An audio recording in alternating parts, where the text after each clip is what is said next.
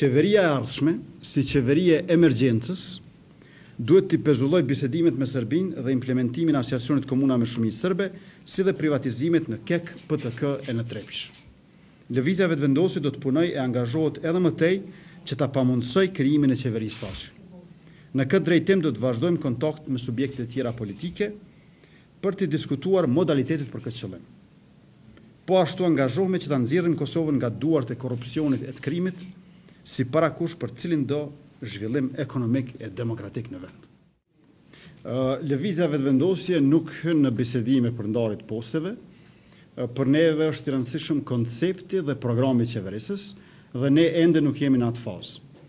Nuk jemi marrë vesh për kryeministra e postet të tjera, qofshin ato ekzekutive ose të tjera.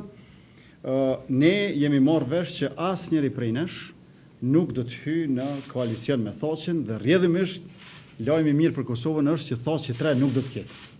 Pra për këtë jemi marrë vesh. Tash faza e parë e bisedimeve është kjo, që ti pamundsohet regjimit të vjetër të ripërtrihet me një qeveri të re. Faza e dytë e bisedimeve, që do të ndodhë në ditët në vijim, do të jetë çka nuk duhet të bëjë kjo qeveri. Kjo qeveri e emergjencës që vjen në vijim, pra çka nuk duhet të bëj. E ato për qëndrimet tona e bindjet tona të qarta, ju e dini, është të pezullohen bisedimet me Serbinë, të mos implementohet asociacioni komuna me shumicë serbe dhe të pezullohen privatizimet e orvatjet për to në PTK, KEK edhe në Trepish. Kjo është faza e dytë, çka nuk duhet bëj qeveri e emergjencës.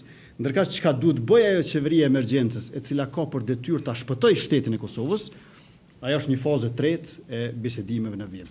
Tash pra, unë jam shumë i lumtur që këtë fazën e parë e kemi përfunduar me sukses të plotë.